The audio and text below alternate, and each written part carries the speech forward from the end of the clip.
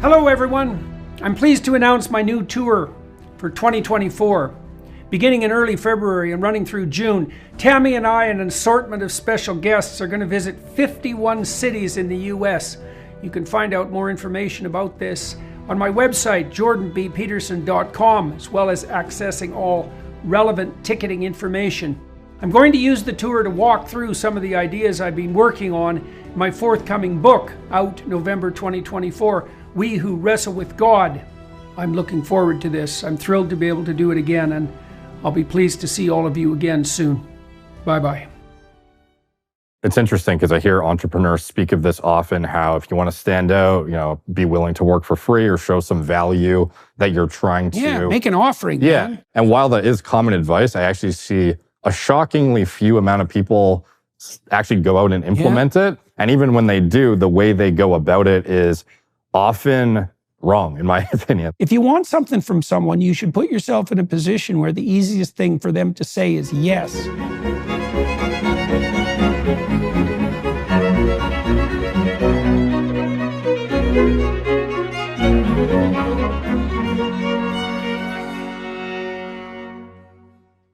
Hello, everybody.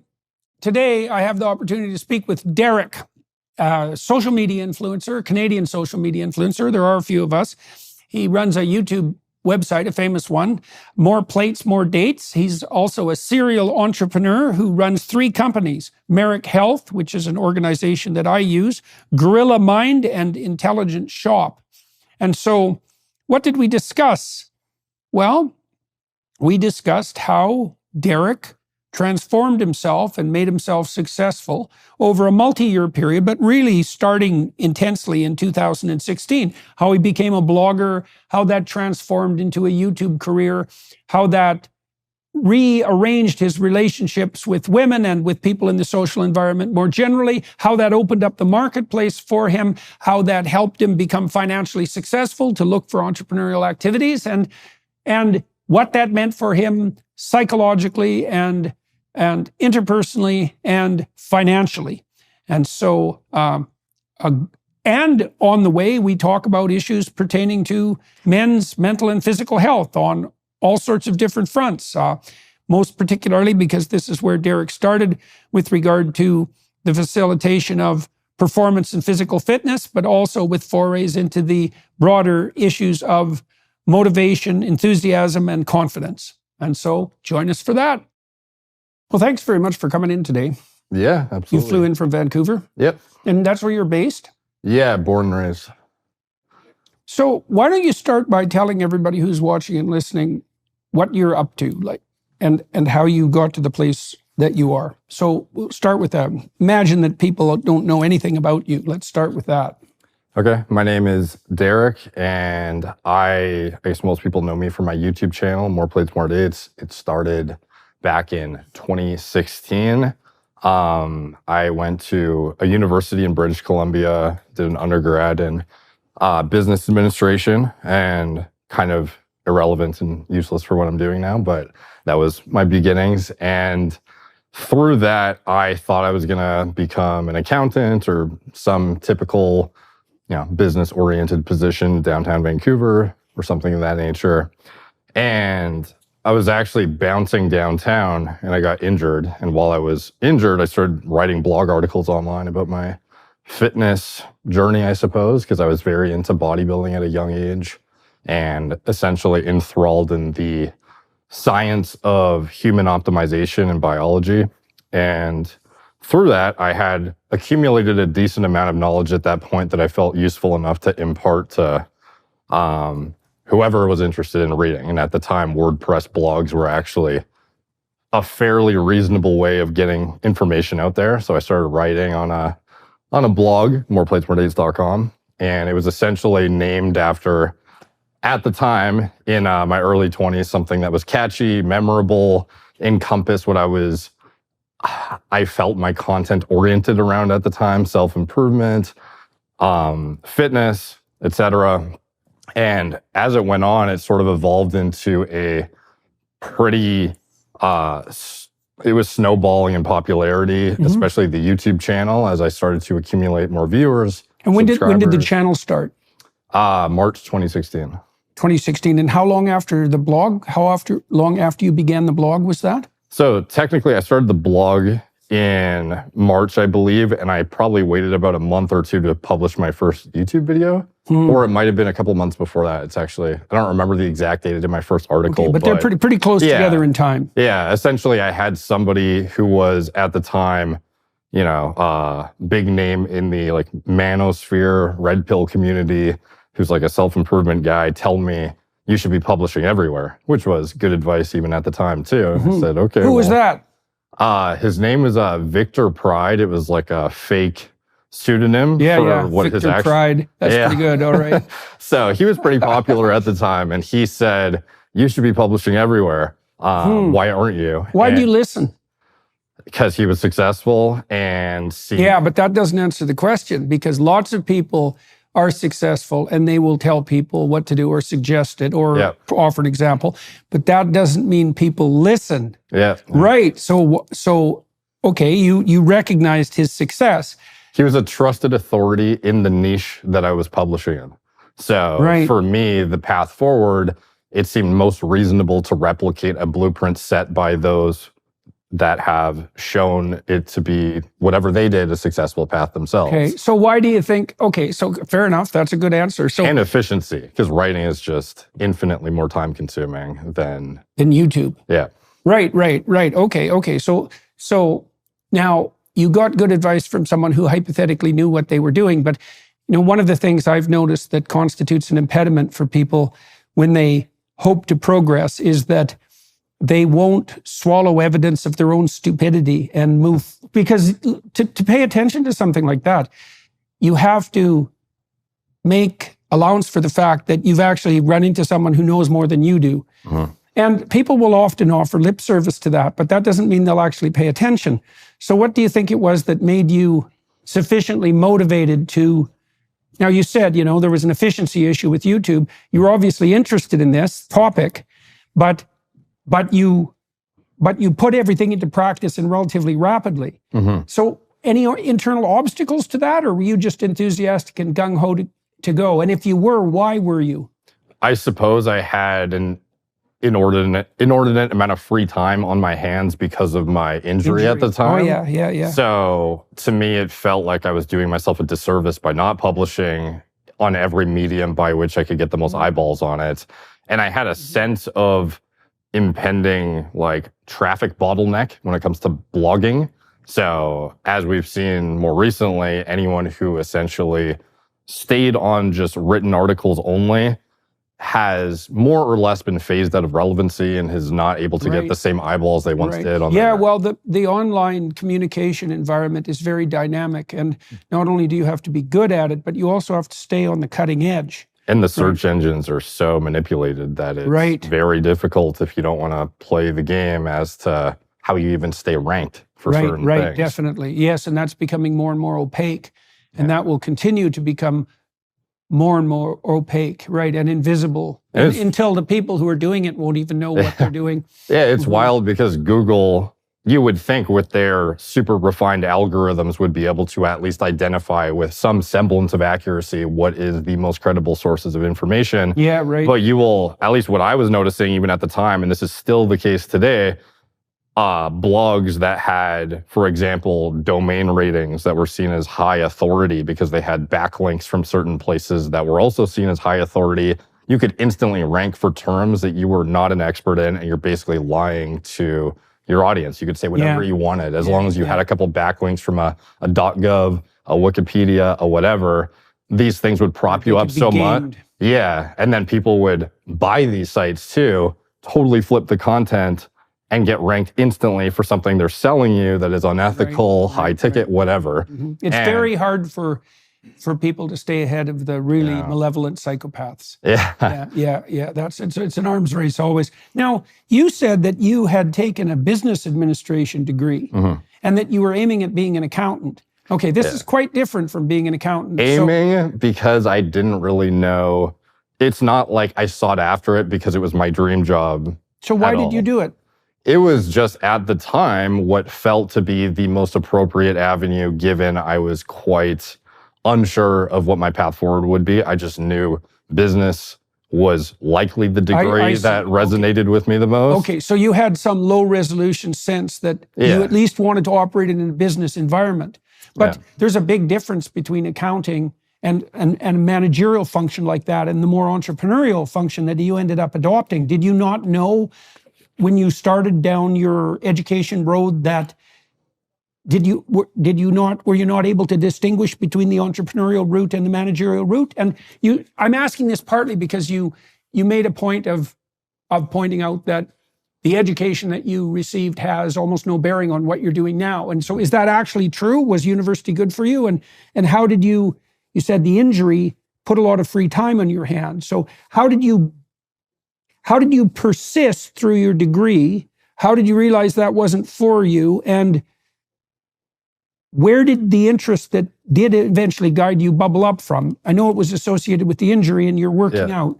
So when I was going to school, there are multiple different sub-disciplines of the business administration degree at the university. And you could do marketing, you could do, one of them is entrepreneurship. But at the time, I had entrepreneurial tendencies, but I certainly had no conception of how to go about starting a business, if it was viable and feasible. Like, it just seemed like businesses and entrepreneurial endeavors existed, but there was no real segue that I could even conceptualize in my mind as to how I go from A to B. It was just like, these people must have been given the business by their parents, or they had some inordinate amount of money that I would never attain in order to start it. So I just never really even thought about it with any level of depth. So to me, on a surface level, I thought, okay, I'm going to go work downtown for some big company and be their accountant, or maybe specialize further and be a forensic accountant or So something. It was partly because there was a defined pathway. I work very well with concrete goals. So for me, if there's no clear path forward, it becomes very difficult to go step by step and actually check the boxes and get that, reassurance and reinforcement that what I'm doing is correct.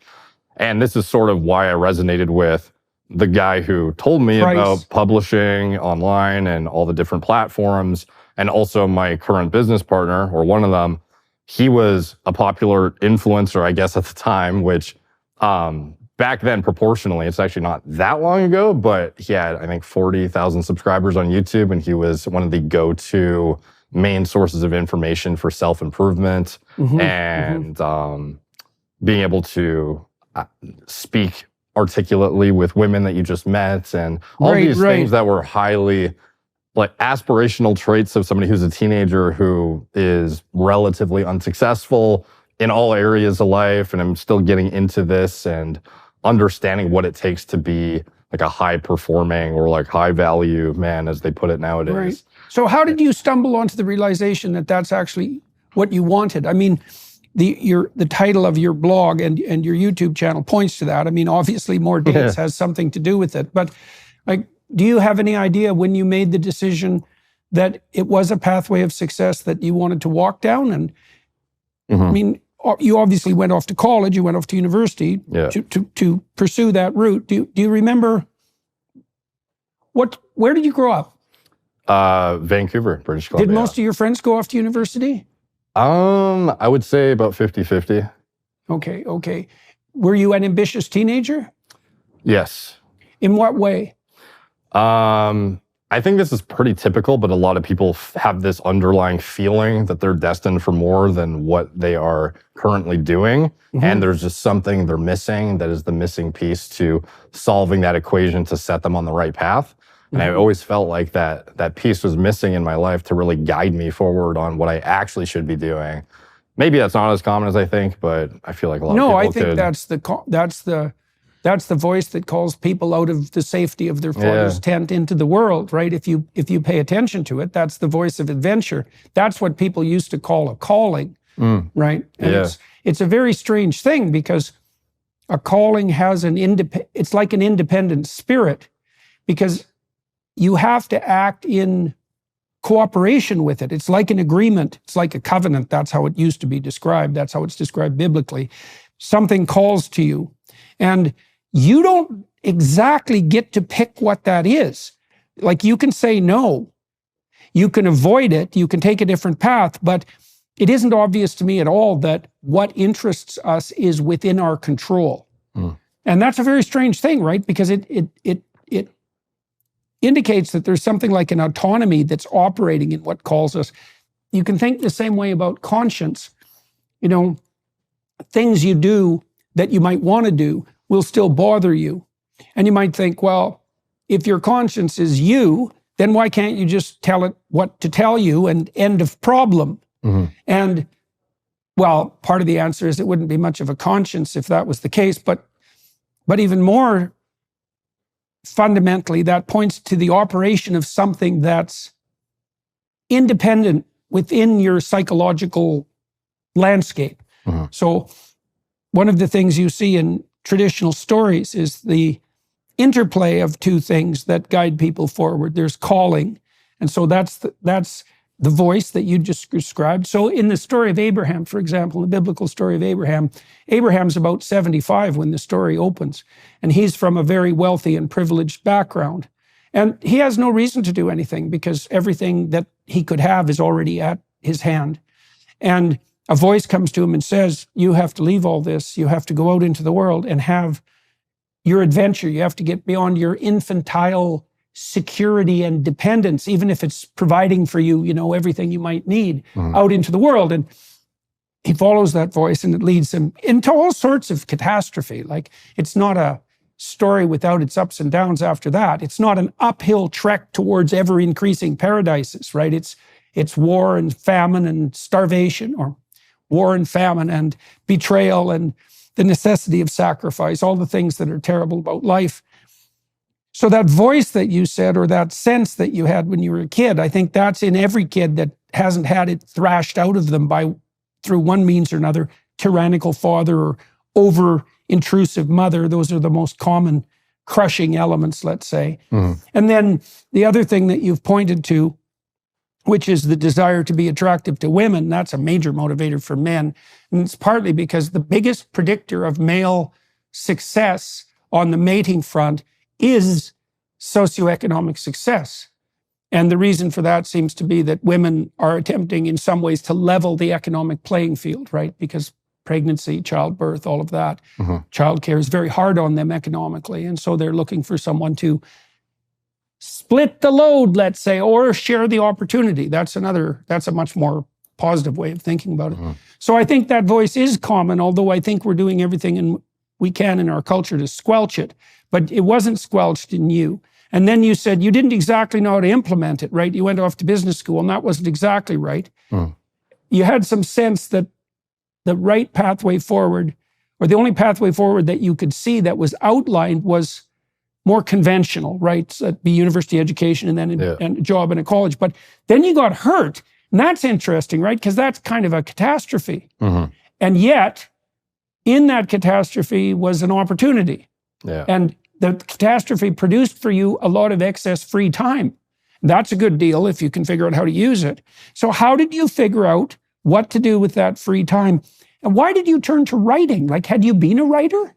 Yeah, so fortunately, and this is partly why I think having a blueprint of sorts, at least for my, I don't know, the way I orient my goal setting and whatnot, was useful for me, is one of my current business partners, he was at the time one of the forefront influencers of the like manosphere whatever niche. And I followed his content pretty closely while I was in university. And he had an online forum where young guys would log their self-improvement journeys and whatnot and keep themselves accountable. And over time, he had kind of taken note of my knowledge and rigor in researching topics that I was very interested in, including but not limited to supplementation, human biology, performance enhancements, preventative medicine. And through that, I was afforded a business opportunity to actually work for him on the side as a blog writer / customer service / like all around, basically assistant for his current so you had a mentor company. There. Yeah, that's a big deal. And I had been getting like pseudo-mentored, I guess, through his content for years prior. Okay, so let's talk about his content. You you pointed to a few things. You said it was associated with the manosphere. We can talk about what that means as well. And that you were perusing the online forums and also tracking people's self-improvement journeys, and you found something compelling in that. Yeah, and tracking my own as well. Okay, so I just talked to Jocko Willink. I haven't released that podcast yet. Okay. And I've talked to Jocko a couple of times. And, one of the things he discovered, which I thought was really fascinating, because Jocko's quite the bloody monster, Yeah. He knows perfectly well that with a couple of bad decisions, he could have been quite the terrifying guy. Mm-hmm. I mean, he's still a terrifying guy, but for good, thank God for that. And he said that one of the things he discovered when he went into the military was that, attracted as he was by the thought of mayhem and trouble, he found himself even more attracted by the fact that he had the opportunity to mentor men who were younger than himself and to guide them on a pathway of improvement. That same pathway that you said called to you when you were a teenager. And that was really, in part, what civilized him, right? Because he found something so compelling in that was more interesting than anything else he could manage. And one of the things I really loved about being a clinical psychologist, and I still am a clinical psychologist for now, yeah. and also being a professor, was that opportunity to guide my undergraduate students, my clients, my graduate students. There's something, I think what that is, it's a generalized manifestation of the instinct for fatherhood, right? It's something like that. And that's a very profound instinct. The species wouldn't survive without that instinct. Obviously, the paternal instinct is it's more subtle in some ways and somewhat less targeted than the maternal instinct, but we wouldn't have children with dependency periods of 18 years if that wasn't a very powerful instinct. Okay, so you could imagine that call to adventure made it manifest in your life when you were a teenager. Then, you got a little older and you could see that when you were in places where other people were pursuing that, there was something about that gripped you. Okay, now the writing bit, because writing is a difficult enterprise. Like, do you think you had a facility for it, writing per se? Or do you think you were just so compelled by your interest in these things that we've been laying out that you were willing to learn to write to manage that? I suppose a hybrid of both. In hindsight, my writing was not as great as I thought it was at the time, but similar to, I think, any content creator, if you look at your first piece of content versus current, the way you present yourself is significantly different. Well, hopefully, if you've learned anything. Yeah. So back then, though, my business partner, Chris, who had written multiple articles and published videos, his primary way of funding his entrepreneurial endeavors at the time was through his blog articles he was writing and essentially recommending products that he already used. Using the internet without ExpressVPN is like leaving your keys in your car while you run into the gas station for a snack. On most occasions, you're probably fine. But what if you come back to see someone driving off with your car? Every time you connect to an unencrypted network in cafes, hotels, or airports, any hacker on the same network can gain access to your personal data. It doesn't take much technical knowledge to hack somebody. Just some cheap hardware is needed. Hackers can make up to $1,000 per person selling personal info on the dark web. I love how ExpressVPN creates a secure, encrypted tunnel between my device and the internet so that hackers can't steal my sensitive data. It'd take a hacker with a supercomputer over 1 billion years to get past ExpressVPN's encryption. All you need to do is fire up the app and click one button to get protected. Plus, it works on all devices, such as phones, laptops, tablets, and more, so you can stay secure on the go. Secure your online data today by visiting expressvpn.com/Jordan. That's expressvpn.com/Jordan, and you can get an extra 3 months free. expressvpn.com/Jordan. Okay, so you're writing, you're starting to write, and you're being mentored at the same time, and you're writing about topics that interest you. And you're weaving into that the economic opportunity that's associated with blogging. How is it that tell me how it is that you actually start writing? Like, imagine that a lot of the people are listening who are looking for something like a step-by-step pathway. It's difficult to discipline yourself to write. Mm-hmm. And the educational pathway that you picked wasn't necessarily writing intensive. So what psychological obstacles did you have to overcome to get yourself to sit down and write regularly? I remember when I started to write, one of the things that happened on a pretty regular basis was when I sat down, I would think, well, I have other things to do. This isn't a very good day for this. I don't really have anything to say. No one's going to pay any attention to this anyways. What the hell are you doing? That's about, and then those things would plague me for a fair bit. But then I found over time, if I just sat through that, the amount of time those ideas plagued me shrunk, even though the intensity didn't. And then eventually the intensity shrunk. And after a number of years of practicing, I could, unless I was tired, I could just sit down and get to it, right? Took a long time to organize myself to manage that. So those are typical impediments. Plus not knowing anything is also an impediment. So when you first started to write, tell me how you learned to write. Well, the way you write in WordPress blogs for SEO was not the same as English in university, for example. It was a lot different. So a lot of the writing was essentially keyword ridden,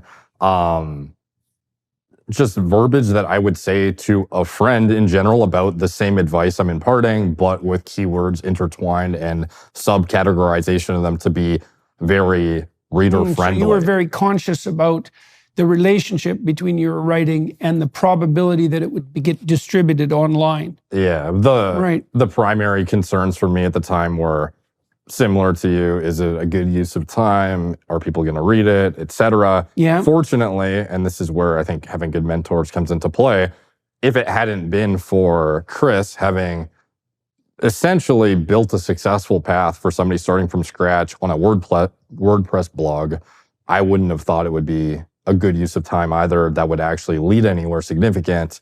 But I had seen the success he had with it, how many people he was able to reach, including myself, and influence my life so significantly that it really inspired me to do it as well, and figured, hey, I have as valuable of information in these certain disciplines of fitness, diet, nutrition, performance enhancement, preventative medicine, that it's useful and worthwhile to pursue. So I guess the main obstacles were technological savvy. Starting a WordPress blog, as easy as it is, sites aren't as visually friendly and user-friendly for somebody to set up as they are now. Back then, they were quite intensive, where you'd, just to move something around, you might need an actual developer to come in and code something just to put a specific header on your title page or something. It was brutal. So visually very unappealing, very primitive looking blogs, but the information was good. So okay. So let's concentrate on that. I mean, one of the things that's permanently and intractably annoying online are content mills. So you could imagine that, and this is the case whenever you're producing anything creative.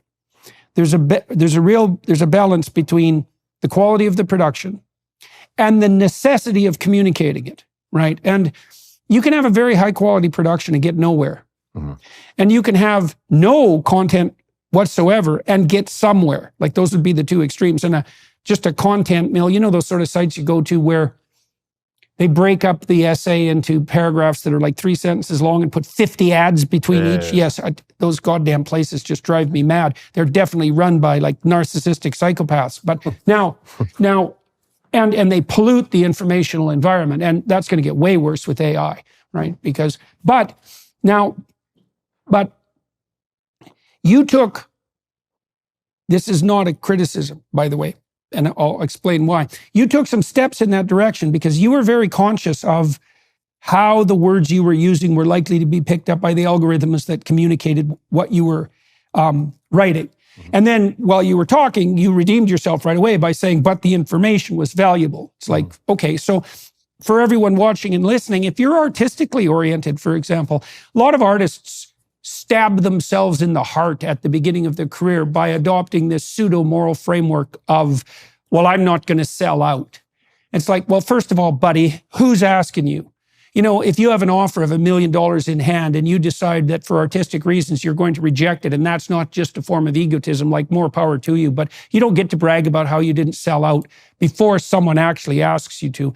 And then the second thing is that's a stupid attitude anyways, because it shows a certain contempt for your audience, is that if you can't communicate about what you're doing in a manner that people find attractive and that's accessible, you might as well be alone in the dark for the rest of your life, because no one's going to know what you're doing. And so there is a balance.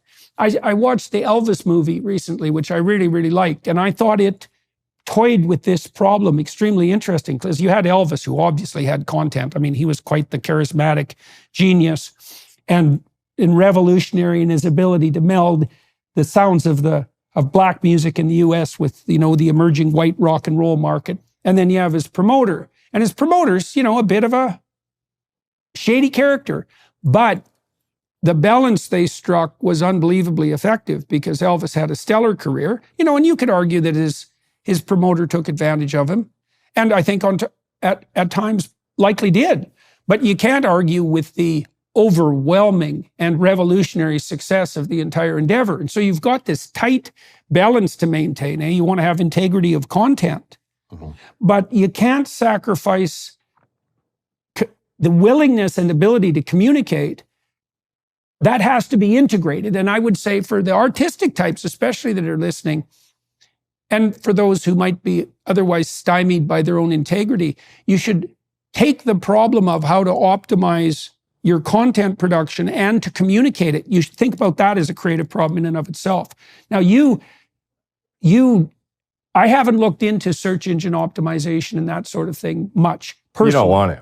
Yeah. Well, that doesn't mean that my staff hasn't. Okay. Right. And so we're very attuned to the necessity of staying on the cutting edge of the communication platforms. You can't have contempt for your audience. And if your respect for your audience is also aligned with your desire to broaden your influence and also to increase your financial opportunity, then that's a nice alignment of motivation, right? And there's nothing wrong with that if you get everything in its proper place.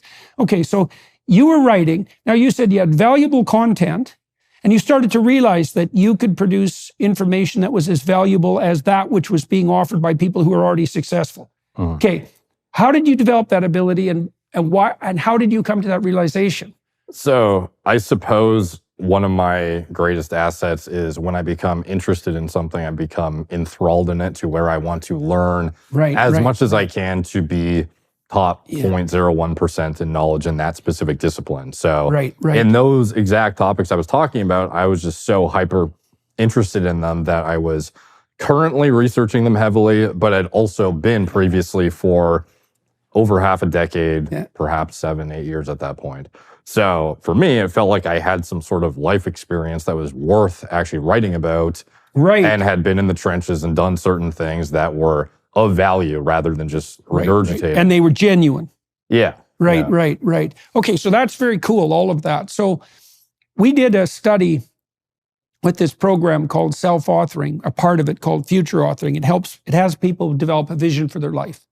So to do that, you think 5 years down the road and you imagine, like honestly, if you were taking care of yourself, what could your life be like if it was the way you would like it to be, right? And that's a vague and complex question. And so we also break it down for people. What would your intimate relationship look like? Friendships, business, educational opportunities. How would you take care of yourself mentally and physically? How would you use your free time, so-called free time, most productively? How might you serve other people, right? So more differentiated. Okay, so now we had students do this program for 90 minutes, no coaching, nothing. No one ever looked at what they wrote before they went off to university, and also when they were in university. If they completed that rather than a writing exercise of equivalent length, they were 50% less likely to drop out in the first year. 50%, right? Now, the biggest effect, this is where it's really cool. The biggest effect was in young men. And the biggest effect was in young men who had a not so stellar academic career. Right. So, and you might imagine that part of the reason they were underperforming, I mean, there's intellectual reasons for underperformance and there's reasons of discipline, but one of the reasons was they weren't They had no compelling reason to do anything. Mm-hmm. Right. Now, I think it's a truism for men that they won't do a bloody thing until they find something that calls. Now, women, like, they're propelled along their developmental path by biological necessity in a way that men aren't. It's like, you better have your act together by 30 when you're a woman, because otherwise you're in trouble. When you're a man, you can monkey around till you're Abraham's age, like 75, and you're still not scraped off the planet, you know? Yeah. So, but you know, you said you hit a gold mine in some ways. And then what else you said that was cool was that, see, it was also dependent to some degree on your genuine knowledge, not just some abstract knowledge, as you'd already disciplined yourself in a variety of manners that you could describe, if I've got this right, that was helpful. So let's delve into that a little bit. So, okay, so now you've got business partners, you've got a plan to move forward, that's it, on the writing front, and then you start making YouTube videos. You've got some mentors. So these are good ways to start a business, right? Find someone who knows how to do it, and, you know, see if you can latch yourself onto them in some manner that's mutually productive, and learn, okay? And then you could dive into your own experience. Okay, so what did you know? How old were you when you started the blog? 23. Okay, so pretty young. So what did you know at that time that you felt was worth sharing that other people obviously appreciated? And how did you manage to build up that body of knowledge? In general, it was my transformation from being what I deemed to be essentially, you wouldn't even perceive that I exercise. When I was probably 16, 15 years old, I was a rail, like 138 pounds, had no muscle to speak of, one of the thinnest kids on my basketball team. How tall were you? 6'1". Oh yeah, that's about exactly the size I was when I started weightlifting, size and weight. Yeah. So pretty sad. How much could you bench press when you started? Oh, not even the bar. Oh, that's worse than me. That's really sad, man. So I could manage 75 pounds, but it was a struggle. Nice. Yeah. So for me, I had gone from, you know, benching less than a girl to being able to do reasonable feats in the gym and be what would be considered to be a good physique to 99% of people, essentially, even in the fitness industry. And when did you start that? Probably around 17 years old. And how did that come about? Primarily through my friends who were all in the gym and making progress, and I was the only one who was only playing basketball and not in the gym. Right. So, and you were also on a basketball team, so you had that in on the athletic side. Yeah. See, I didn't play sports much when I was a kid, partly because I skipped a grade, so I was younger than my peers. And that put me at a disadvantage. So one of the things you see, for example, is NHL stars are way likely to be the oldest kids in their class. Like, being older, it's a huge advantage on the athletic front to be even a year older, and a huge disadvantage to be a year younger. Anyways, I didn't have the impetus of team sports participation till I went off to graduate school, and that's because I started playing team sports then, and that's also when I started to work out. Okay, so you had, again, that's a good indication of the importance of your peer network and your mentoring group. You had people around you who were doing this, and you could see success on their side. So you went off to the gym. What was it like to go to the gym when you first started to go? Like the first couple of weeks, you're essentially a cripple because you're so sore. But this is like, it's when you have a virgin muscle as you work it out, and it feels like you've been destroyed. But after a while, you start to adapt, and you start to see the scale climbing, especially as a good positive reinforcement that you visually see. Even if in the mirror I'm not perceiving insane amounts of progress, I can see metrics of change on a numbers basis too that are representing progress, and clearly the strength numbers are changing because on a long-term basis. Yeah, so that's an advantage of weightlifting because it gives you those objective metrics very quickly. Because if you just go by the mirror, it's very easy to get discouraged because it takes years to go from what appears to be untrained to somebody who, oh, that guy is jacked. So for me, a lot of it was like positive peer pressure, I suppose, in that my friends were all doing it and I felt kind of like left out if I didn't. So I sort of... Weak and useless and isolated. Plus unattractive. So that's a bad combination. Just by association, I started to go and saw pretty fast results. And to me, that was enough to get, you know, bit by the iron bug is what they call it, where you're so, you become addicted to the results and maybe addicted is too strong of a phrase, but like you really enjoy the process. It's a habit anyways. And yeah. It's integrated into your life. Yeah. So I had a really positive experience, and for me, it just consumed such a large part of my life, learning about it and educating myself to the extreme degree, even on the performance enhancement side, that it felt worthwhile to start writing about what I had learned to date. And perhaps at the time, like I think my knowledge now compared to then, it was a semblance then of it is now. But back then it felt still valuable enough and worthwhile. And I guess proportionally to the concentration of content online at that time was still like top whatever percent. Well, the thing is too, no matter where you are in your stage of development in relationship to a goal, there are people who are behind you, and so even if you don't know everything and you're still somewhat even simple-minded in your approach, that might be exactly what the people who are in even worse shape than you need to hear. Like I always knew it was often the case when I was lecturing as a professor that it was the easiest time for me to lecture was when I was just learning the material. Because by the time you get to be an expert at something, you forget what people don't know. Right. And then you speak. That's exactly right. Yeah. So the reason I'm highlighting that is because, people who are listening might think, well, I don't know anything. I mean, in regard to themselves, maybe in regard to me too. But that doesn't mean that the place you're currently standing isn't worth describing and sharing, because it could be extremely useful for people for whom you're in their zone of proximal development. So one of the things kids do that's very interesting, when kids mature, they'll often pick a friend that's slightly older than them, someone they look up to, but they tend to pick a person like that who is doing things they could conceivably do. So like a 3-year-old isn't going to hero worship like a 14-year-old because the gap is too great, but he might develop a tremendous admiration for the 4-year-old down the street, who's got a little bit more physical skill. It's in his zone of proximal development. And as a teacher, that's the zone you should inhabit. And that's a very wide zone depending on the people that you're interacting with. So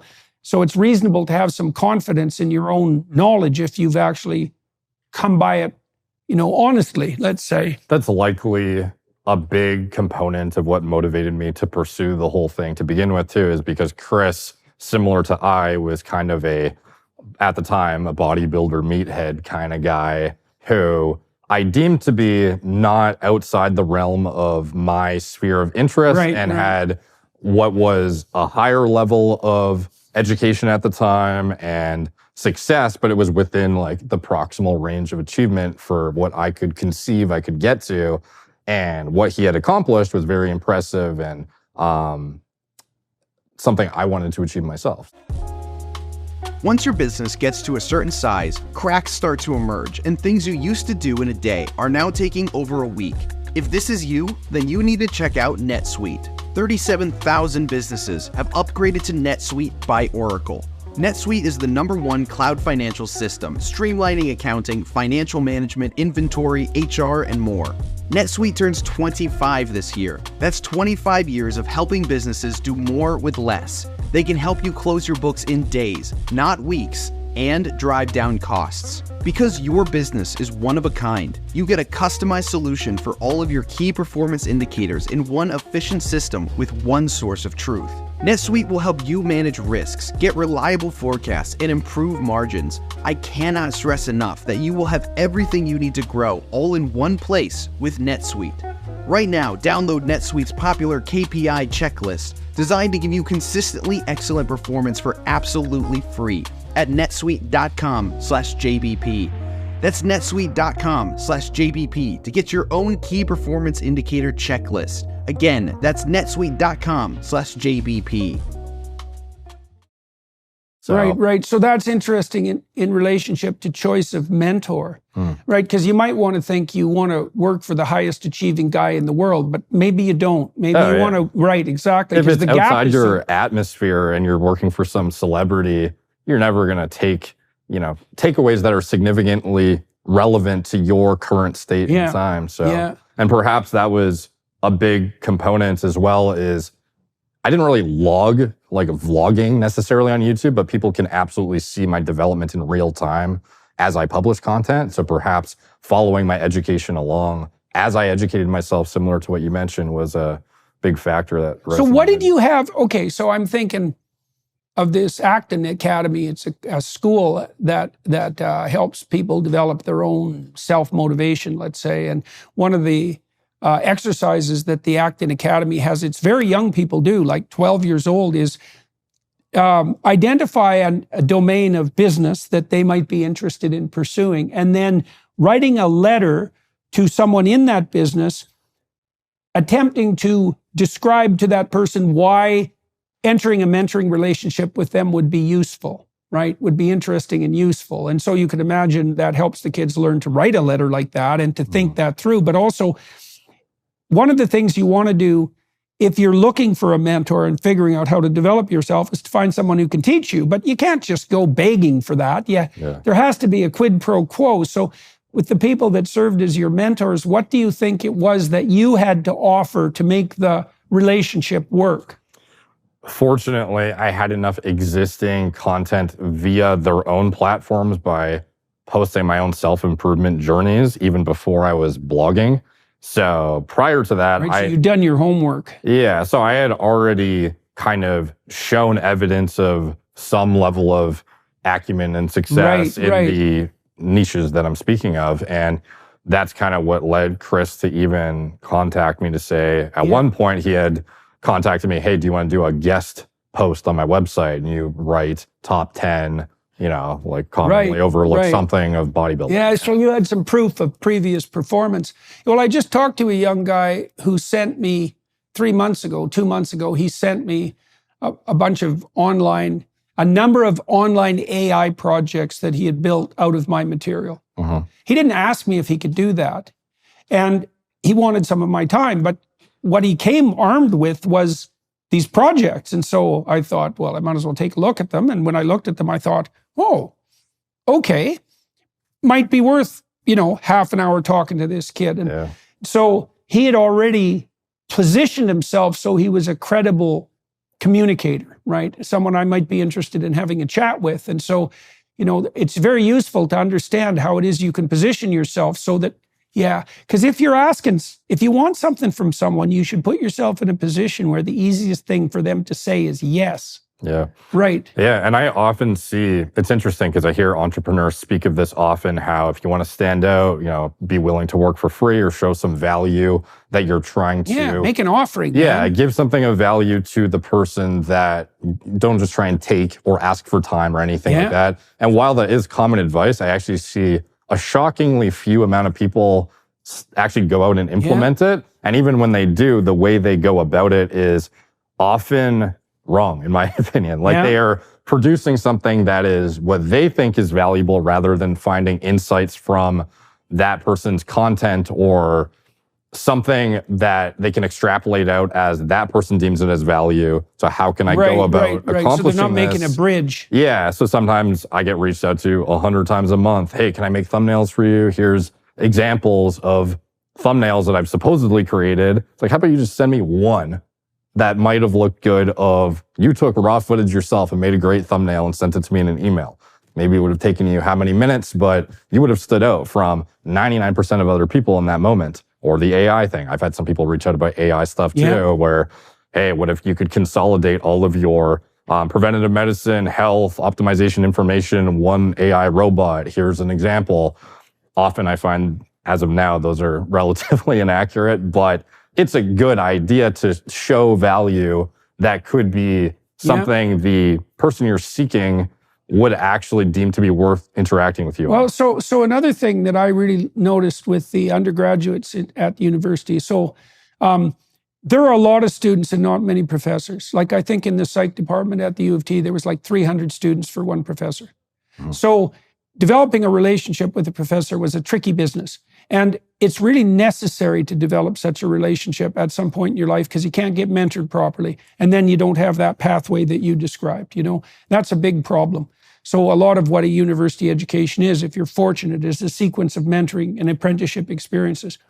But I'd have, students show up to my office and say, can I work in your lab? And you have to be careful who you work with because you don't have to bring very many people in who aren't oriented properly for the whole bloody thing to turn into a nightmare. Like 1 in 30 is probably enough. One bad apple in 30 is enough to sink the ship. That's a terrible mixed metaphor, but it's true. Yeah.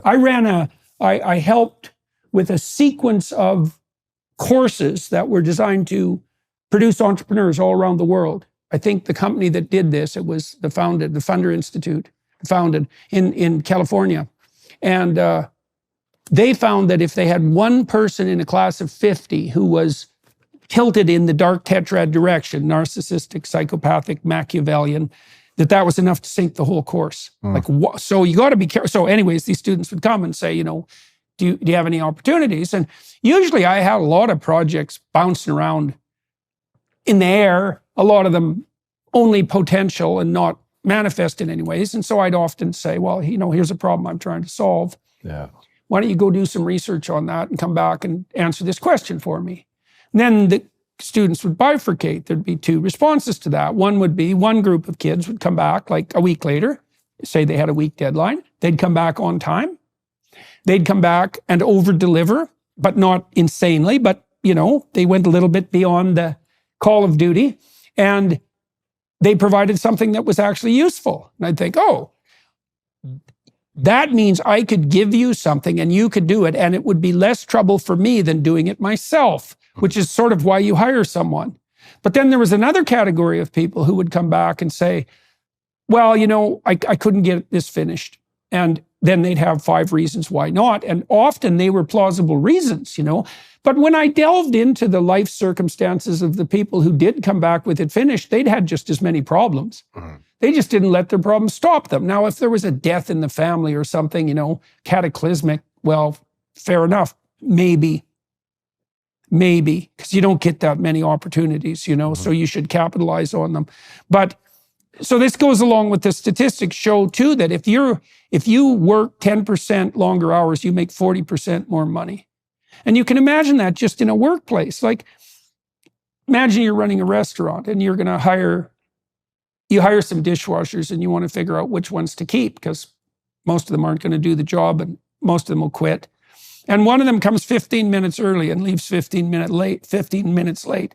And you might think, I'm not giving that bloody capitalist 1 extra minute of my time. It's like, yeah, well, don't think he won't notice. You know, a little bit above and beyond pays incredible. It segregates you from your competition, right? And at work, if you are willing to go that extra mile and you're smart enough also to non-manipulatively make that known, you know, because people have to see what you're doing too. That's the marketing element. Then when your boss is sitting around and someone in a managerial position higher than yours has left suddenly, and he's flailing about trying to figure out who he can slot into that position tomorrow because he doesn't have any time, your name might be the one that drifts up into his imagination. Yeah. Right. I think a lot of people would be shocked how like non-credentialed certain people in high up positions actually are, simply by the opportunities afforded to them through hard work and going above the call of duty of the average person. Sometimes it'll be like, how did you become the, you know, producer for X person? It's like, they asked me to do something, or I went out of my way to do it, and it was extremely high quality. Yeah. And they gave me something else. Yeah. You bet. Well, we know on the objective predictors of success front, the best predictor for success in a complex enterprise is intelligence. And, you know, there's not a lot you can do to crank up your raw intelligence, although there are things you can do to stop making yourself stupider. So, well, that's something, you know, right? Conscientiousness is diligence and dutifulness, orderliness, industriousness. It's the second best predictor. And you can discipline yourself to become more conscientious. And people do across time. As people get older, they get more conscientious. And so, you know, it's lovely to have as a gift from God an IQ of 145.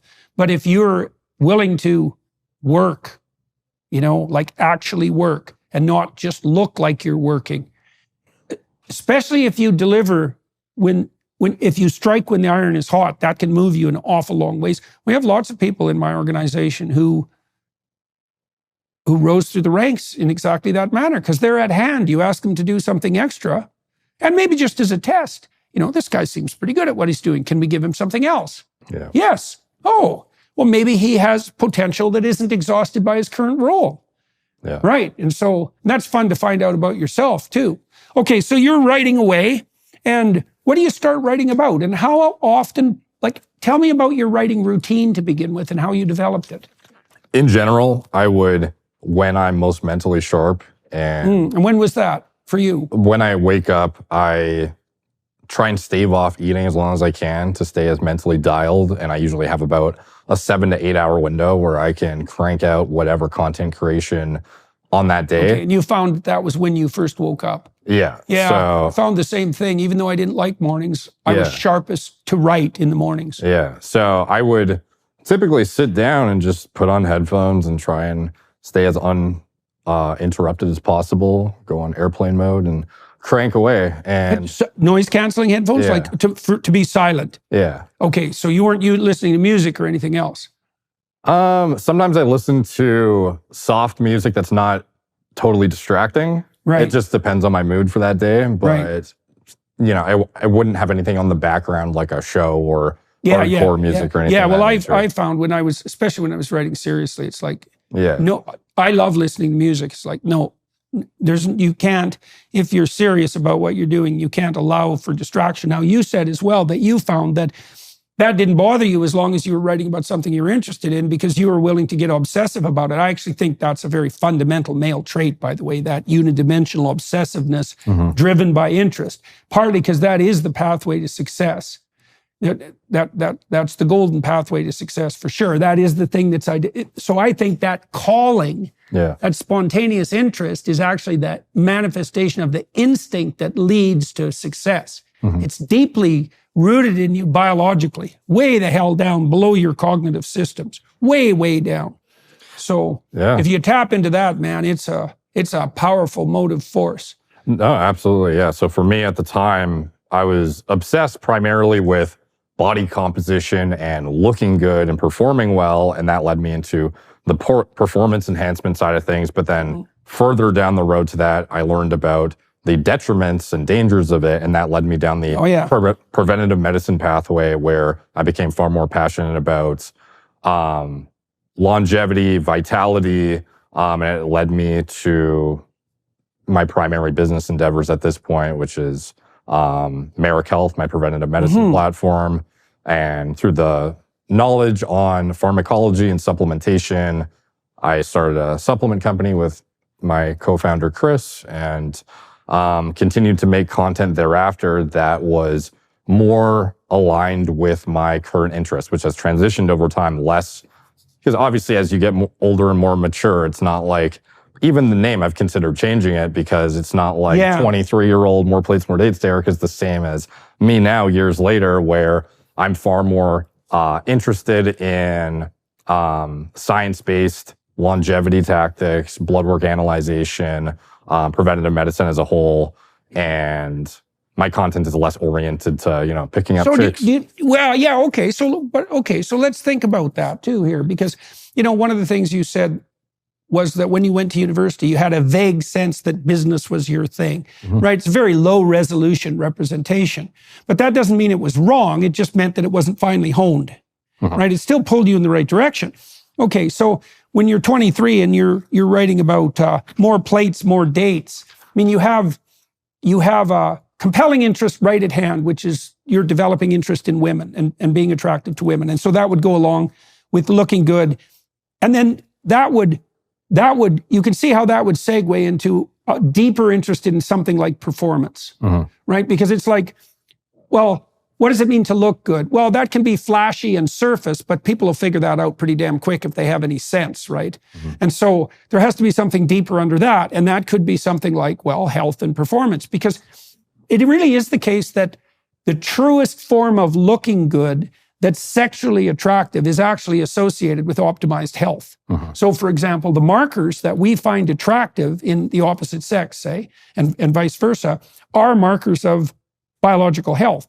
So waist to hip ratio in women, 0.68 is optimized for fertility, right? And so symmetry which is a very important determinant of physical attractiveness. Symmetry is an indication of untrammeled neurological and physiological development. So if you're symmetrical, it indicates that you haven't encountered pathogens or impediments in your developmental pathway that twisted and hurt you in some way that would be more than merely skin deep. Right now, I'm not saying that everybody who isn't symmetrical, has their underlying problems. I'm saying that if you're looking for a quick and dirty marker of something like biological integrity, symmetry is a great one. Butterflies, this is so cool. You know how beautiful butterflies are. They've worked on that a long time. They can detect a deviation from symmetry in a potential mating partner of 1 part in a million. Wow. Right, and they're butterflies. Like, how they do that is just, it's just a miracle that they can do that. I have no idea how that's even possible, but the results are at hand, right? Because a lot of the beauty in butterflies is a consequence of sexual selection. Yeah. I saw this really cool butterfly at one point, just a picture of it. When it closed its wings, it was a leaf, and completely identical to a leaf. And when it opened it, it was beautiful like a butterfly is. And so the natural selection had tuned it to look like a leaf, and the sexual selection had tuned it to be spectacularly beautiful.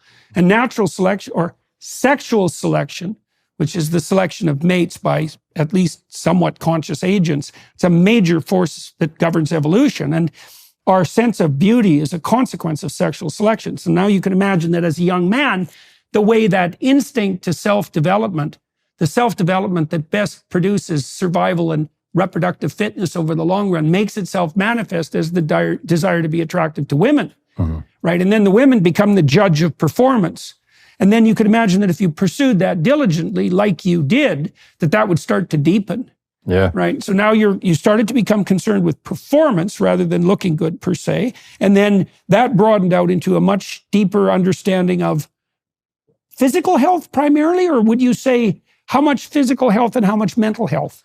I suppose at the time, I didn't really have a huge focus on mental health. It was more cognitive function as a whole. So how sharp, witty, charismatic, these were all things that stemmed from having multiple conversations with attractive and otherwise intimidating women that then bled into business interviews and presentations and things that I noticed, oh wow, my conversational capacity was like significantly elevated just by exposing myself to these like otherwise fear-inducing encounters with attractive women. No, unpack that. Sure. Okay. So first thing I would say to that is the best way to sustain and develop your cognitive function is through physical exercise, cardiovascular and weightlifting. Oh, yeah. It's way better than doing cognitive exercises. Now, but you pointed to something else more specific, which was that part of the impetus you had to foster your ability to communicate came as a consequence of conversations that you had with challenging women. Okay, so tell me how that developed. If you're like most Americans, you're struggling to make ends meet. Everything is more expensive these days. By the time you pay your bills, fill up your car, and go grocery shopping, there's almost nothing left. You're using your credit card more than you'd like. And last I checked, the average credit card interest rate for Americans was 24%. That's insane. How are you supposed to dig yourself out from all of that debt? If you own a home, I want you to call my friends at American Financing right now. Interest rates have finally dropped into the 5s, which is the lowest they've been in a long time. So call American Financing to talk about their refinance options. They save their customers an average of $854 a month by tapping into their home equity and wiping out high-interest credit and debt. Think about it. $854 a month is like a $10,000 raise. What a relief that could be for you and your family. Don't wait to take control of your finances. These rates might not last long, so act today. Call American Financing at 888-804-0303. And if you call today, you may not have to make next month's mortgage payment. That's 888-804-0303 or visit AmericanFinancing.net. NMLS 182334, NMLSConsumerAccess.org. APR for rates in the 5s start at 6.406% for well-qualified borrowers. Call 888-804-0303 for details about credit costs and terms. It wasn't necessarily that I sought out as a goal to, if I talk to attractive women, it will then lead to business success. Of course. But it was an indirect byproduct that I noticed was a fringe benefit. And for me, at least at the time, the most challenging and anxiety-inducing activity was walking up to a woman who was very attractive that you didn't know and being able to introduce yourself and have a fluent and articulate conversation. Right. So after that had been accomplished and I could repeat it. Okay, so how did you feel? Okay, so there's a shift there, eh? Because because to begin with, if I understand it correctly, your primary focus was on something like physical appearance, right? Yeah. And you had your reasons for that. I mean, you were tall and thin and you needed to fix that up. But then this other idea comes in. You start to notice that the manner in which you're being evaluated by women has something to do with the surface features that we've been talking about, symmetry and muscle mass and physical confidence, all those things you can build up with weightlifting. But then there was a cognitive component. Like, I don't think there is much more that's much more attractive to women than the capacity to be articulate. I mean, poets do just fine. Musicians do just fine, right? And it's in no small part a reflection of the charisma of their capacity to be articulate. Yeah. Right. And this is something that's terribly badly taught to young men. If at all. Right. Well, it's never taught to them. Like, it's so appalling, because if you took a group of 13-year-old guys and you sat them down and said, you're kind of useless and hideous. And one of the things that you could do to be much more attractive to women is to become a hell of a lot smarter than you are, and to learn how to show that and to explain why that is. Their motivation for attending, let's say, to English literature, this is something Willink again learned. I mean, when he was a commander in the Naval SEALs, one of the things he learned was, for example, that he couldn't speak for his men properly unless he could make an articulate account of their battlefield performance, right? And that his performance as a leader was dependent on his ability to be articulate. Then you see people like Russell Brand, for example, who are so articulate that it's just beyond comprehension. And you can see exactly the charisma that rappers are exactly the same manifestation of exactly the same sort of thing. So I also think it's pretty damn funny this week that Ben Shapiro is now the world's #1 rapper. Oh yeah, So, I haven't watched that music video. Oh my God, it's so funny, especially because Shapiro, I mean, he's a rapid fire speaker, so it's not that surprising, but he's been like criticizing rap as not being music hip hop for years. And right. So like, this is so comical, but it's we can look at the underlying reason why that poetic gift is so attractive. It does indicate your capacity to be articulate, and that is a great indicator of your general competence. Okay, so you were learning that. Yeah, I noticed too, speaking with you today, you don't have any of the common errors that people often make when they're speaking. No ums, no ahs, no likes, none of that, none of that filler. And that you take your time to pause when you need to pause. And all of those bad habits of communication seem to have been completely taken out of you. Now, you've been doing YouTube videos for a long time. So now you started to pay attention to more verbal articulation. Did that develop along with your interest in writing? Yeah, I think the writing was just a byproduct of the only medium I knew of to communicate my knowledge at the time. It was not necessarily that I had a huge passion for it and I sought out to write elaborate and in-depth content because I loved writing. It was more, this is the medium by which you reach people and give value. And then via that, I realized, you can build a far more intimate relationship with the viewer. They can associate with your journey as you develop, etc., over video, and infinitely more time efficient as well. Oftentimes I would try and publish a coinciding article at the same time as the video, and the proofreading process, even taking a transcript that was already written for me of what I said in a video and making it perfected for all the grammatical corrections that would be necessary for it to be actually publishable online. It was the time equivalent of filming 5 more videos. I just eventually, and this is, I think my last article was years ago at this point, stopped writing and went full time to video. Okay, so what did the writing do to you or for you to facilitate that transition? Because one of the important qualities of writing is the formalization of your thought, the formalization of the manner in which you express yourself, right? The ability to reflect on what you're thinking, because writing allows you to do that because it's externalized. So I've turned to video to a large degree as well, although I still write. And the reason I write is because I don't think there's any deeper form of thinking than writing. And so what did the writing do for you that enabled you to make the transition into YouTube? I think just putting on paper, so to speak, even though it's online, the thoughts I had that were recognized as valuable by people listening, subscribing to my mailing list. Yeah. That to me gave me the reinforcement that pursuing content creation in general was worthwhile. Right. And you could identify what your market was interested in too, right? So you have a dialogue going with them. Yeah. Oftentimes when people make videos, they're very scatterbrained, not guided in what they're even trying to say. And at least with writing, it's a very, very meticulous process by which you ensure your work is perfected before it goes out. Whereas with video, while you can edit it and chop it up, at the end of the day, if you're not an articulate speaker, it's not going to come across the same way as written articulate format. and focused. Yeah. So one of the things I do before I go on stage is I have the questions I'm trying to address in mind.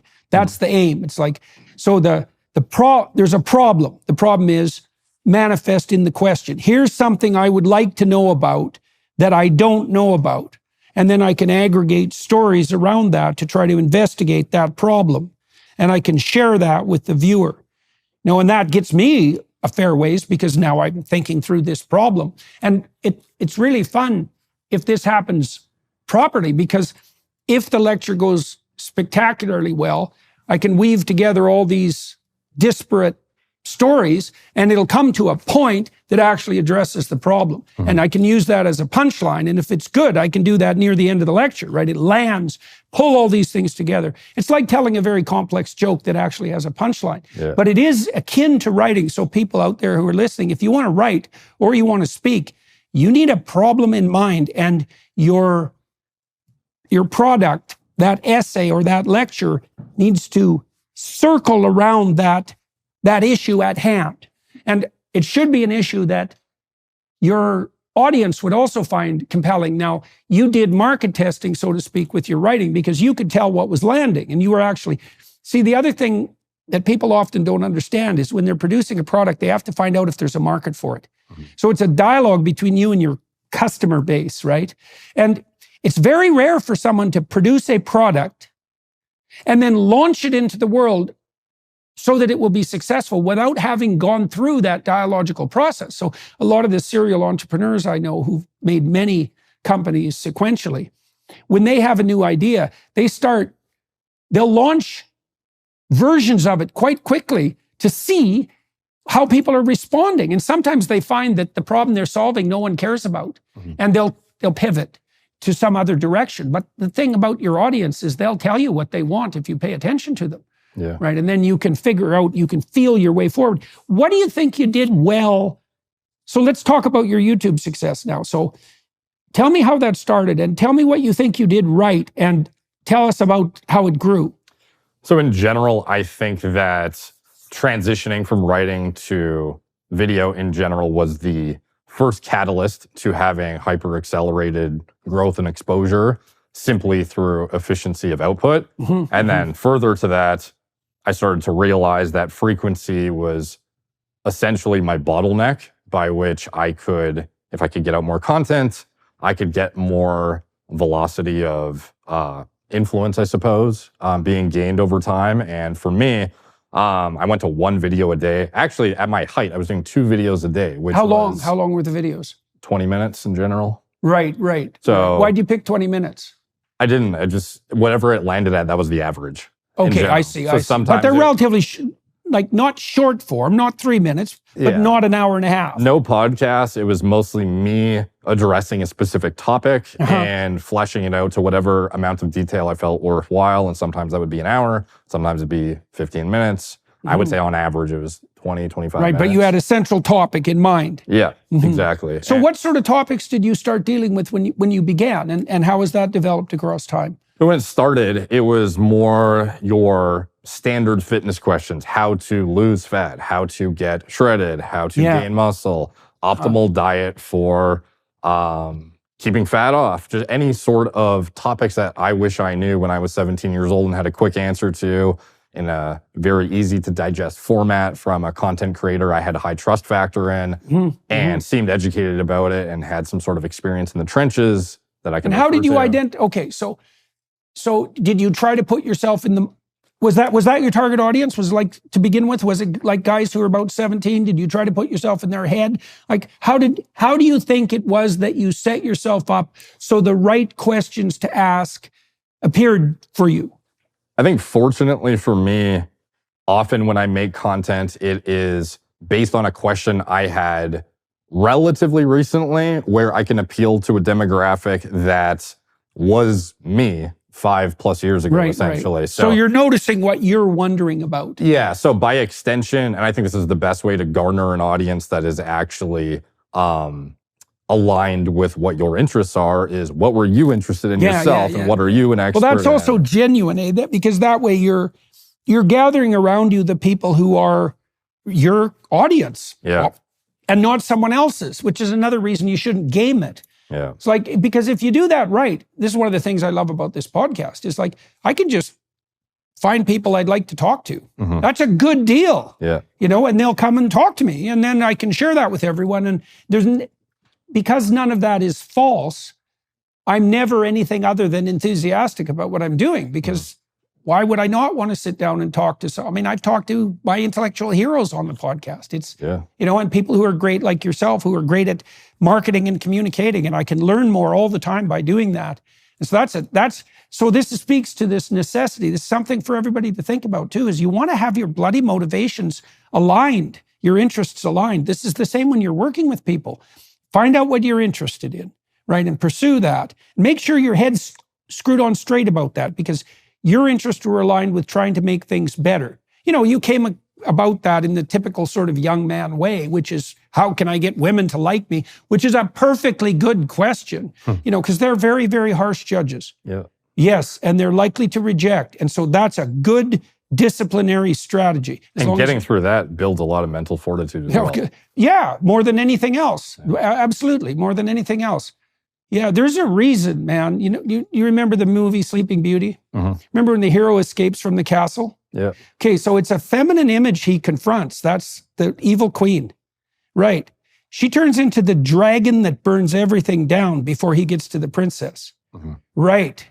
Well, there's a reason that story echoes. It's because if you want to awaken the sleeping princess, you better let the dragon burn off everything stupid about you. Right. And if that'll be most of you. Yeah. Right. So that's very painful.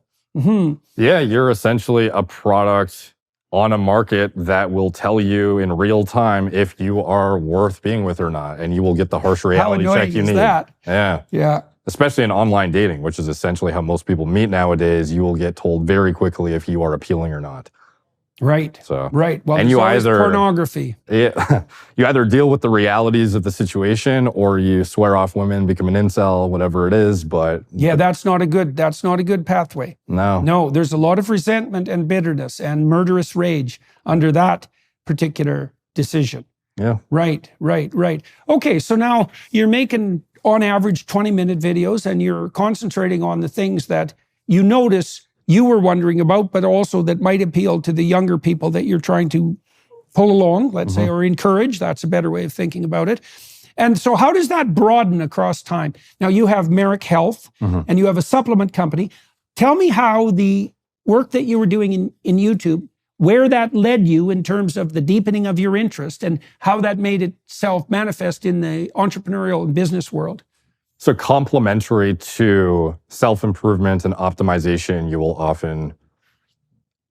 end up down rabbit holes of what can I do to enhance cognitive performance? What can I do to optimize my hormones? What can I do to offset neurodegeneration, prevent aging, stay youthful, vital, strong, build muscle? Like all of these things are intertwined. Yeah, and all those are infinitely deep rabbit holes. Yeah, so transitioning from just cosmetically, how do I be as appealing as possible, to also how do I perform well, feel great, actually be healthy, etc. It all is, it felt like a natural progression, going from the more superficial to the more actual integrated focus. So for me, I got a cool story about that. Do tell. All right, so it's one of the most famous stories in the world. It's Moses' encounter with the burning bush. Okay, so he's just wandering around along his pathway. He's just a young guy. He's a shepherd at this point. He's got 2 wives. He's doing all right on that front.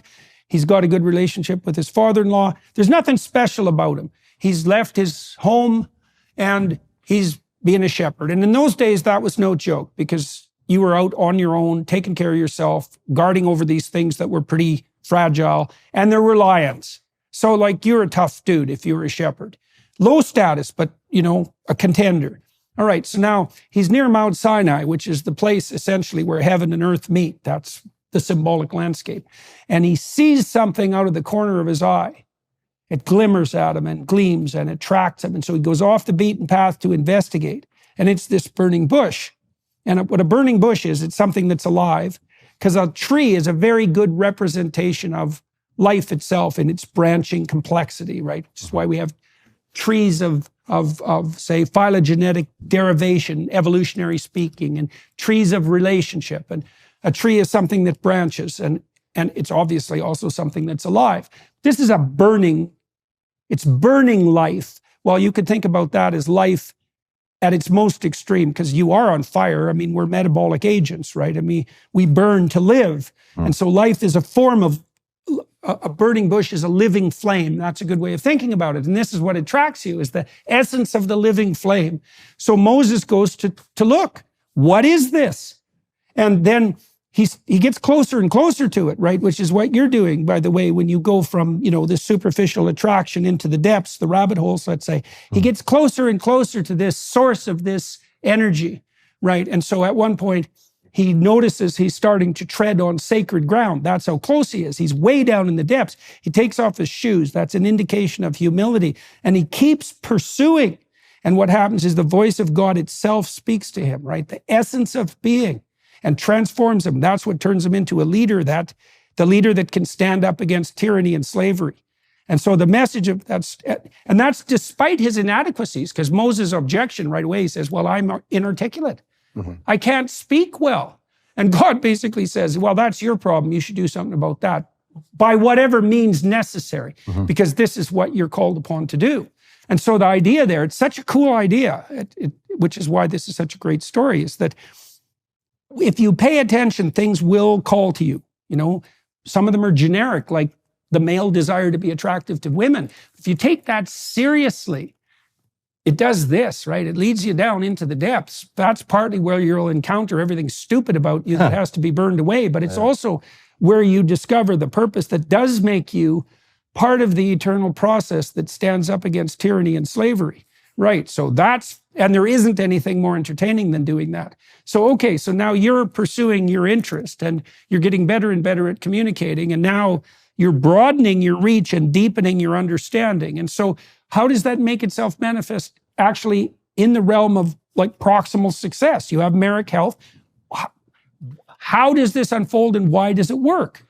So for me, over time, as I developed my expertise in these very specific niche disciplines, I felt like there was a lack of certain things in the marketplace that actually represented high value services and or products for the things I was seeking, whether it be pre-workout supplementation for sports performance or cognitive enhancement with nootropics that weren't pixie dusted with things that were on paper attractive looking ingredients, but were actually at minuscule dosages that impart no actual benefit. There was a lot of areas to be improved in the industries as a whole. Right, so you could see that as you delved further and further in and developed expertise, you could see where the holes were, essentially. Yeah, and it was getting very frustrating to be able to be talking about what people should be looking for, even what I deem to be high quality of certain products, services, whatever, diagnostic metrics, and it not being readily available or in a service that I felt was valuable enough, that was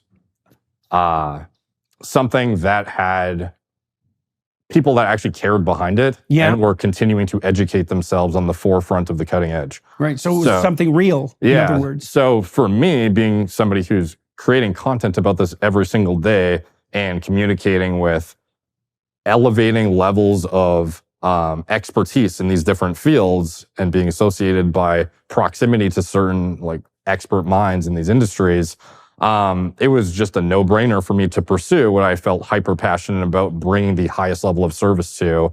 And also was frustrated with not having the access myself. Being a Canadian, for example, with blood work, essentially impossible to get anything if you're not literally dying sometimes. So I would, and even then. Oh, even then it's like, it's absolutely. You're imagining your erectile dysfunction, or they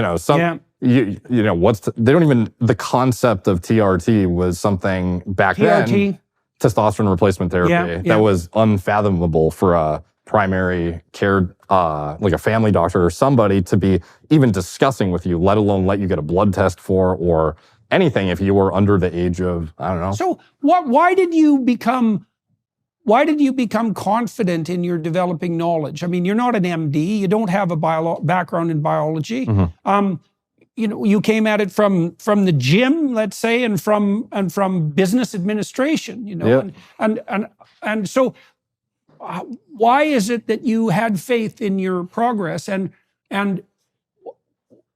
does your lack of formal qualification in that regard disturb you? Like, how do you know that you're not peddling snake oil? How do you know that you're not a charlatan, say? I mean, it's not like the health field isn't full of charlatans. So you speak with enthusiasm and conviction about what you're doing, but how do you protect yourself against the potential for error? So for me, I have always valued transparency. So in general, when it came to supplements or diagnostics, medical oversight, it was always based on literature. And I wasn't the first, certainly, but I was one of the first to actually make content literally dissecting scientific papers on YouTube, to where I'm speaking about facts to my audience about the most cutting edge of information. How long did it take you to learn to read a scientific paper? That's actually very hard. Yeah, years. And also just, again, being enthralled in it, at some point you go above and beyond the scope of what have your gym bros told you? What have you read in online forums? What have you, and as you go up the grapevine, so to speak, of quality of information, you end up in actual scientific literature. Right. Published by credentialed people. And by extension. And then you learn how to evaluate it, which also takes years. Yeah. And by extension, I suppose a lot of my content, because I had such a specific overlap with different areas of discipline, like hair loss prevention, performance enhancement, hormone optimization, diagnostic analysis. These things are all different subcategories that aren't one and the same and have unique overlap. So I guess, fortunate for me, I had enough of a carved out, unique channel that it caught the attention of certain people that even above the scope of the gym bro and the whatever, I started to get associated with the likes of, Andrew Huberman, Peter Attia. And these are individuals that I consider friends and speak with regularly now. So that kind of thing over time, I suppose my imposter syndrome kind of faded away a little bit because I too didn't think I'm just some gym bro. Why should I have any right to be talking about anything to do with blood work or anything? And I would often be hesitant to I don't necessarily make medical recommendations ever, but I will point to guided encouragement to seek out certain things that I deem to be worthwhile for myself or my family or what have you. So it's never about trying to play doctor. It's more about, here's the literature, here's how I've educated myself, here's the scope of influence that has created and assimilated my knowledge basis to where this is what I... Right, and you can trust yourself to some degree because you've defined your pursuits carefully. I mean, one of the threads that weaves through everything we've talked about is the fact that you are actually interested in learning about how to be healthier and better multidimensionally, and that's genuine. And then you're also interested in helping other people do that, and that's genuine. And so that actually sets the framework within which you can evaluate, say, scientific literature. I mean, if a scientist is evaluating his own data set and his goal is to advance his career, every single statistic that he produces will be a lie. Yeah. Right, because he's bending his vision to serve his narcissism. Right, and so you have to have your vision clear to begin with if you're gonna pursue the truth in a manner that's positive. Yeah. Right. And you can see, I mean, I can see by talking to you that there's a real consistency in the way that you address all these themes. And that consistency, I mean, we could boil it down to some degree, you can boil it down to self-interest, right? I mean, which is okay. I'm not complaining about that. It's that, well, no one's going to quibble with your desire when you were a young man to be attractive to women. It's like, yeah, obviously. And then the story of how that deepened, that's perfectly plausible. And you do have skin in the game, because if you go find out stupid things about how people can be healthy, then you're going to like sink your own boat, which seems like a stupid proposition. So where are you at? Tell people about Merrick Health now and where you're at with that, and then also about the supplement company. Yeah. By the way, I don't know if this is something you'd be willing to speak to, but I'd love to hear your experience working with Merrick Health. Michaela and you have used our services for a while now. Yeah. What's your experience? Well, I'm still, my experience has been fine and positive. I'm still learning exactly how to use what you have to offer, because it's complicated, right? And Michaela has gone farther down those rabbit holes than I have, partly because of necessity and desperation. So I'm still working it out and trying to figure out where I could maximally benefit. And I think that'll probably take me a year or so to really get my feet under, get my feet on the ground so I understand what I'm doing. But I'm very interested in continuing to pursue it, which is obviously partly why I'm talking to you today. It's tricky for me too, because I'm very careful now about any supplementation, because my diet is so restricted. So I want more information about Merrick Health. Lay it out for people, partly so I know more about it because I'm participating in it, but also tell me what the value proposition, so to speak, is for the people, who are watching and listening.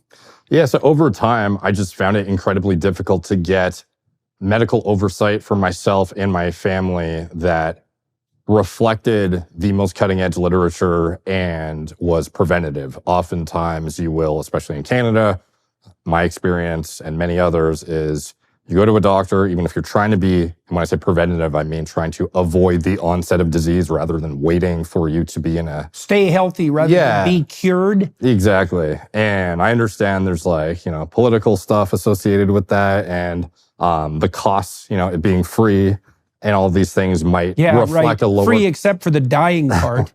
So in general, even the access via your own autonomy to be able to pay for it was limited in Canada to a point that it was so frustrating that I was finding myself driving over the border to go buy myself lab work from US-based companies. And then even of those US, because this doctors in Canada would literally tell me no, even when I asked to pay for blood work with cash, which was wild to me. Wow.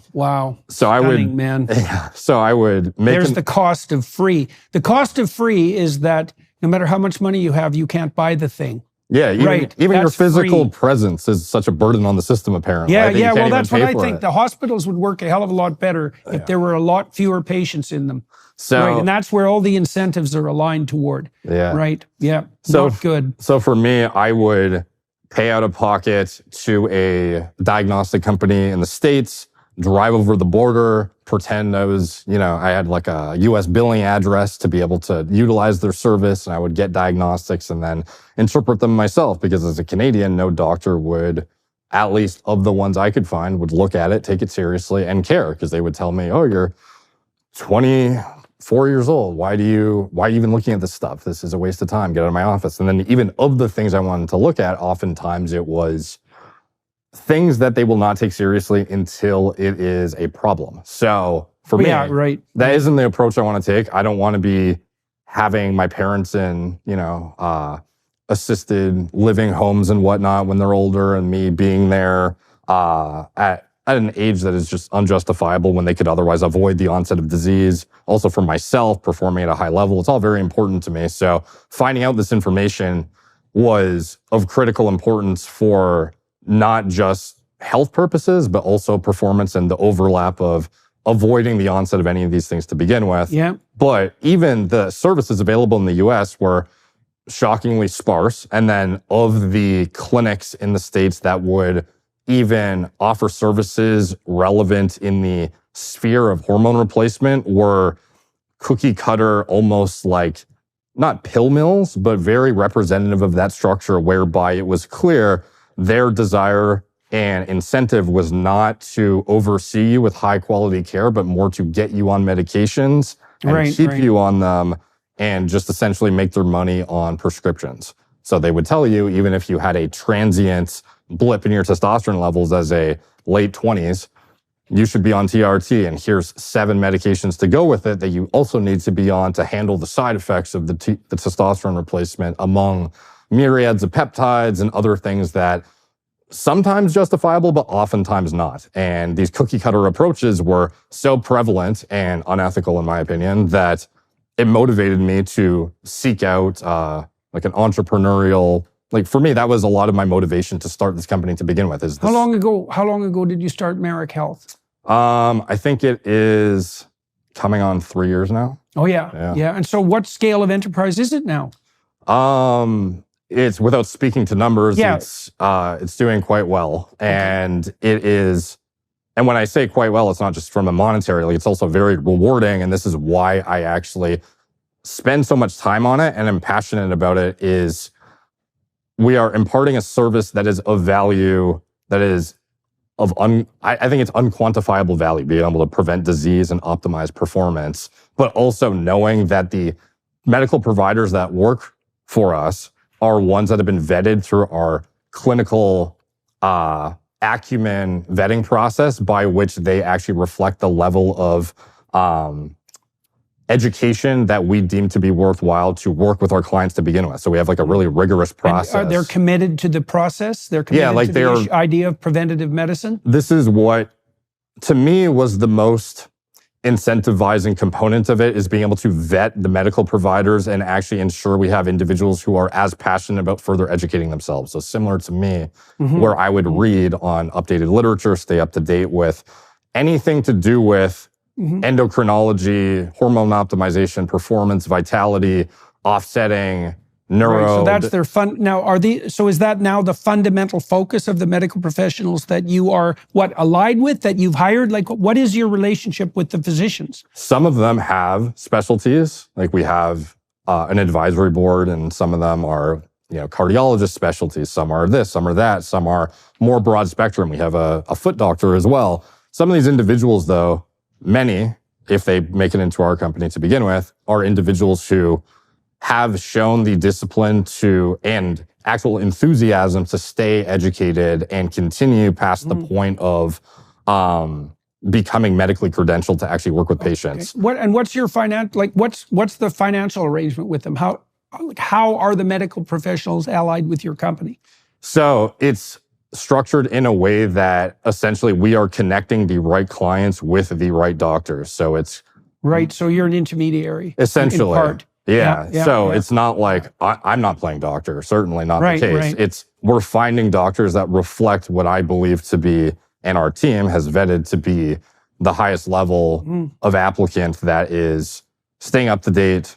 Actually, what's the diagnostic process like? If someone wants to start using your company, what would that entail for them? What can they expect or look forward to? So in general, there's going to be a somewhat lengthy, depending on what you deem to be lengthy for medical assessment, but intake questionnaire where we will ask for information on current lifestyle practices, diet, medication, supplements, try to get the full gamut of information, family history that we can then use to have a more informed assessment of the diagnostics that we would be getting.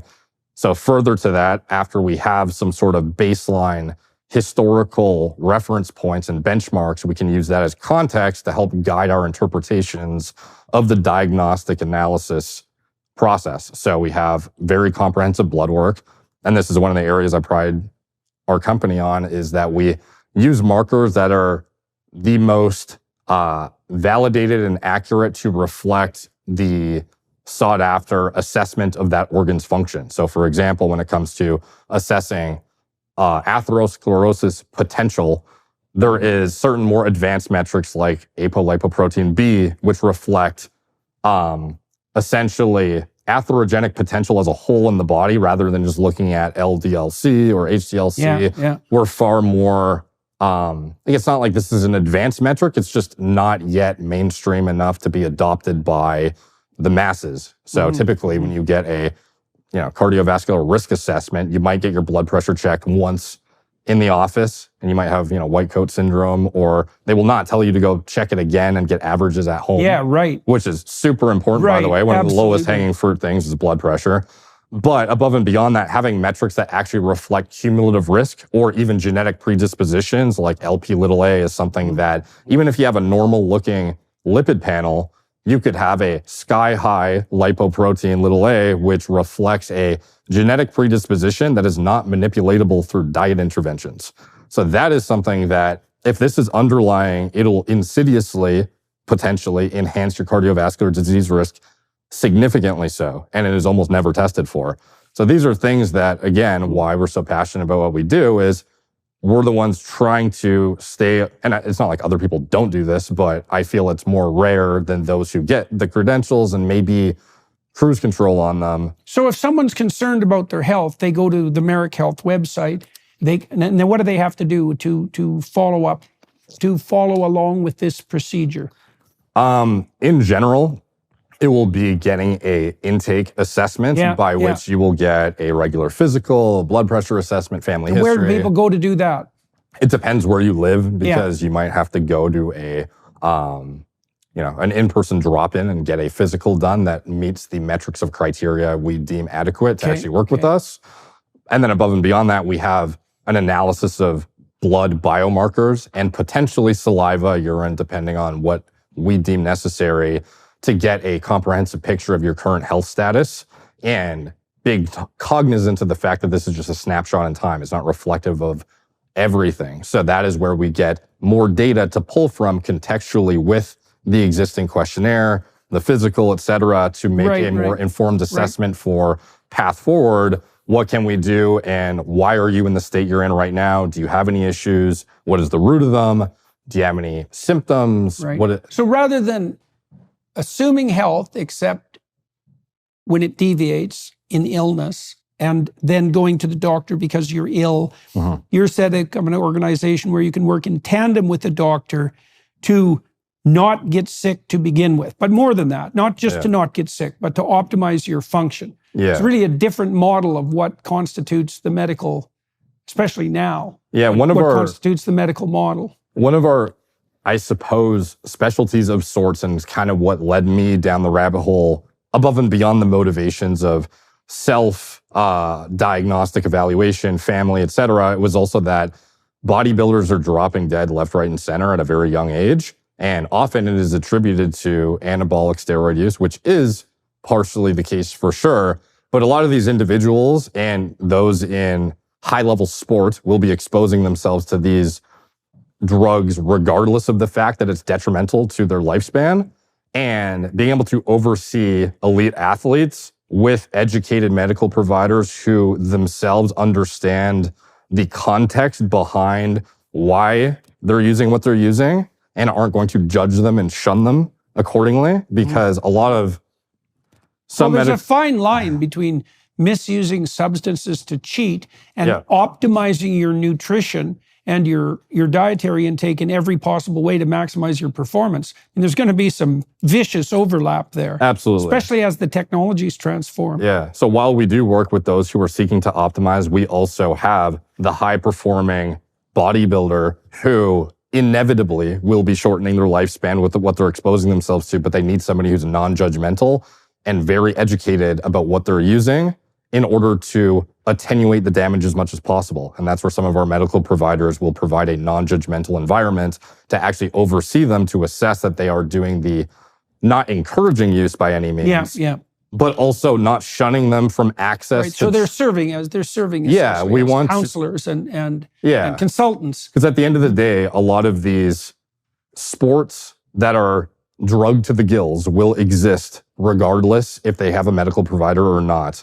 And getting them access to somebody who will try and attenuate the damage is of critical importance to avoid, especially in the fitness industry. And this is... So what proportion of your clients do you suppose fall into the category of the typical person, so to speak, who's looking at optimizing health and performance across time, and in contrast to the more elite and competitive types who are looking to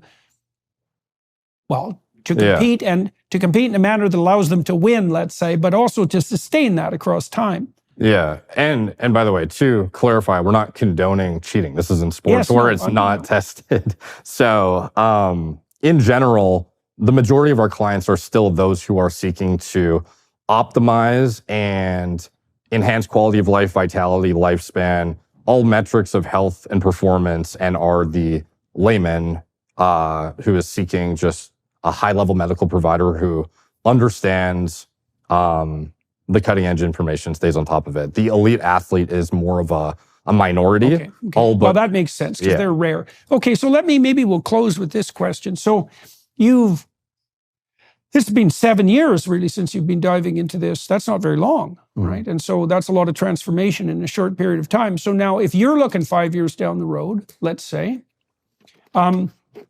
what fields of opportunity do you see opening up for yourself? How would you like things to continue? And what do you hope to offer the people? Well, what do you hope to offer on the economic and moral front, let's say, as you continue moving forward?